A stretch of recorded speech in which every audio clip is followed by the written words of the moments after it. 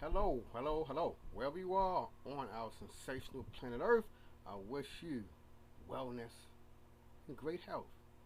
As you see, I'm using Blender 2.80. It's been out now for about 3 weeks, so I'm sure everyone has the official version of Blender now.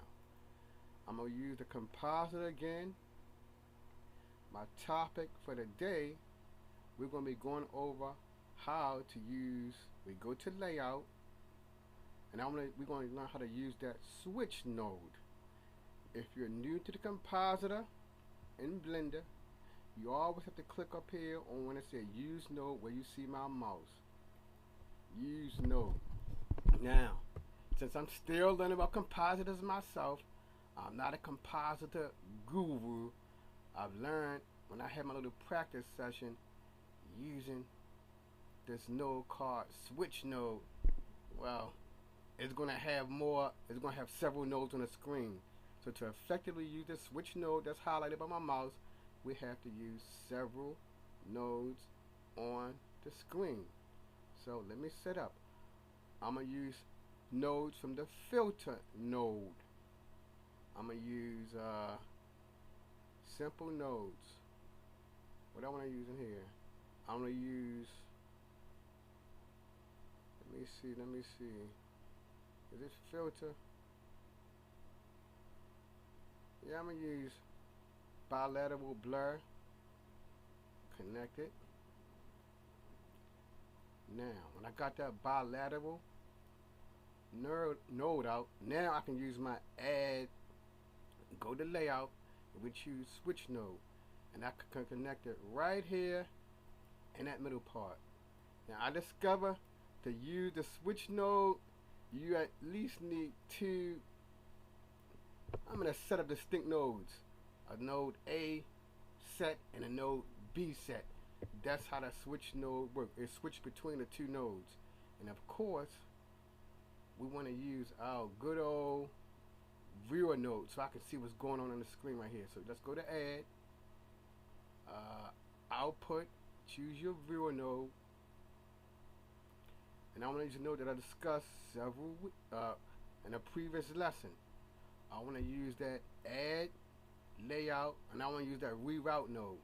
Like I said, I like the reroute node because it makes it more understandable for me.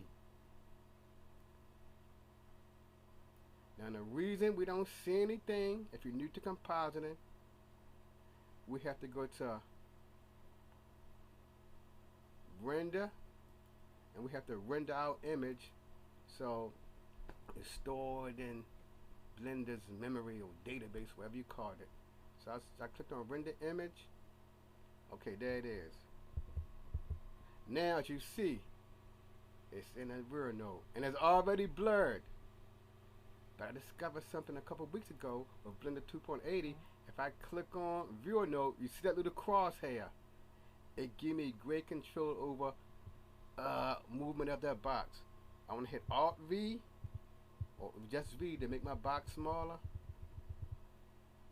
Click back on, and you see that crosshair? Oh, it got large again. So let me hit V. That crosshair enable me to move the box. Now, is something going on with Blender? It may be a bug. As I hit V, now it should be a white outline box around the T, but hey, it's not showing, so I guess that's a bug in Blender. Alright, now I want to add me another test node. Let's go back to filter. Let's just choose I want to choose something else. I like choosing filter because it's easy. I'll click on glare. I'll put my glare right here. And this is how it works. You see my glare? I'm going to connect this output for glare right up until on for the switch. Now I can connect everything together. I'm going to go back over here to my render layer. I clicked on it. It says highlighted. I like to use my little favorite thing. Layout, reroute. Click on this little branch or stem, whatever you like to call it. Then I just connect it here.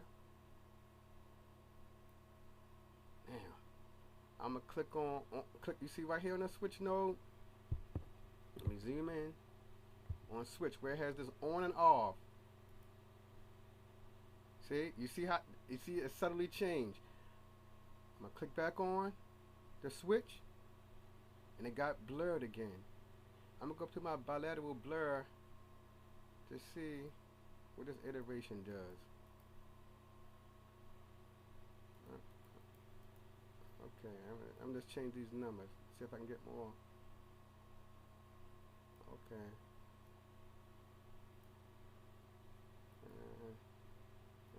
I'm just playing around. So I'm getting used to this node myself. But the main thing with the switch node, you got several different looks for your composite. You want to switch back and forth to see how. Okay, good. You see the blur got even more blur. I go back to my switch node. I switch, and it went right back to the glare. I'm gonna put them right. I'm using bilateral blur, and glare. Let me choose something. I'm not gonna do anything fancy with the glare. I just want to show you all how this switch node works. One more time. I'm going back on switch. I clicked on switch. Wait a couple seconds so the computer catch up. 1, 2, 3. Alright, now where my mouse at, the bilateral blur has the preference. I'm going to click back on switch. Click back on switch. Now I have an i5 computer, so it's not super fast. And you see, now the glare node is taking over. So that's it. Like I said earlier, I never saw someone show me how each node works, and that's what I want to do with this channel, to go basically over how those nodes work. So the topic for today, we use that switch node, and you saw the switch node, it gives precedence to different nodes. In this case, I use the bilateral node, the bilateral blur node, which you saw, it got blurred. Then I used the glare node, which switched it right back to its normal setting before I start making any changes. And that's it for the lesson, my good people. If you like my discussion, my demonstration of how to use a switch node, give me a thumbs up. If you got any little comments you might have to add about how you use the switch node, how it's effective for you, and how you view it, give me another thumbs up. Or give me your comment. If you would like to subscribe to learn about nodes, how to work with them individually, like I'm showing. I'm not trying to throw a bunch of nodes on the screen. Now, I had to in this case. I had to put at least 2 new nodes on the screen to demonstrate how to use the switch node. So the switch node is not a solitary node. It's dependent on 2 other nodes, as you see from the where my mouse is located, as you see from the input. So to use the switch node, you need at least 2 different nodes. If you would like to share this to other people who are trying to learn about these Blender nodes, please be my guest and share it. Remember, thumbs up, leave a comment, and share. Thank you for stopping by, and until